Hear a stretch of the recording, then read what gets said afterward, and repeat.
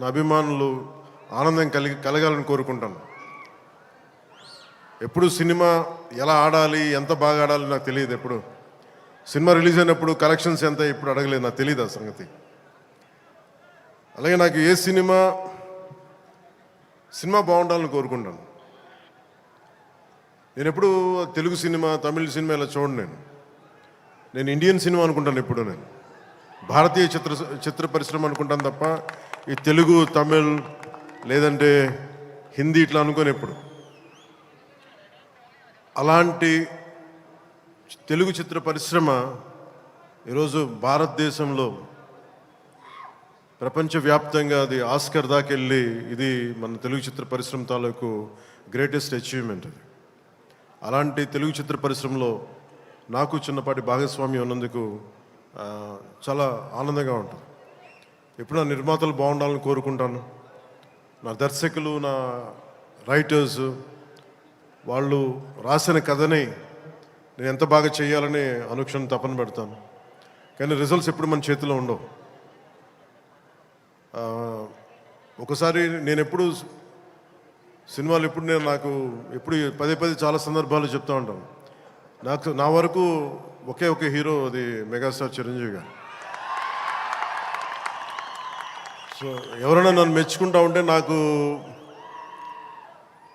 అంటే మన హరీష్ అన్నారు చిరంజీవి గారిని పిలవాలి అని మాట్లాడతాను, ఆయన ఫంక్షన్ పిలవాలి అది అంటే చెప్పాను. మీకు హీరో కావాలి అంటే నన్ను పిలవండి, మీకు తమ్ముడు కావాలంటే చిరంజీవి గారిని పిలవండి. చిరంజీవి గారి పక్కన ఉంటే ఏమైపోతుందంటే నేను హీరో అన్న సంగతి మర్చిపోతాను. నాకు ఏం మాట్లాడాలో కూడా తెలియదు నాకు ఒక్కసారి. అలాంటిది అన్నయ్య చిరంజీవి గారు మనస్ఫూర్తిగా ఈరోజు ఉస్తాద్ భగత్ సింగ్ ట్రైలర్ చూసి ఆయన ట్వీట్ చేసింది ఇందాకే చూపించారు. ఇందాక నాకు అన్నయ్య చిరంజీవి గారికి మనస్ఫూర్తిగా నా ధన్యవాదాలు తెలుపుతున్నాను. అలాగే మన రామ్ చరణ్ తను కూడా ట్వీట్ చేసినందుకు మనస్ఫూర్తిగా నా ధన్యవాదాలు తెలుపుతున్నాను. అలాగే దర్శకులు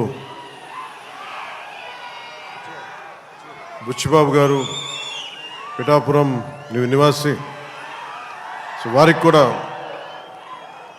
మనస్ఫూర్తిగా నా ధన్యవాదాలు తెలుపుతాను. సినిమా స్టార్ట్ చేసేటప్పుడు ఎప్పుడు కూడా చాలా అద్భుతంగా రావాలి, 10 మందికి డబ్బులు రావాలని ప్రయత్నం చేస్తూ ఉంటాం.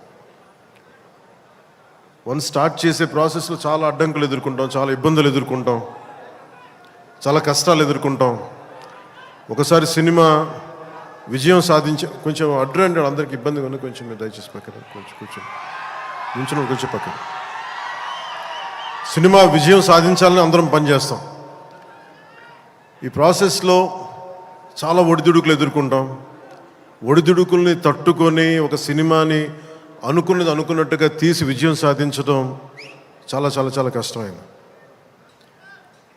నిద్రలు ఉండవు,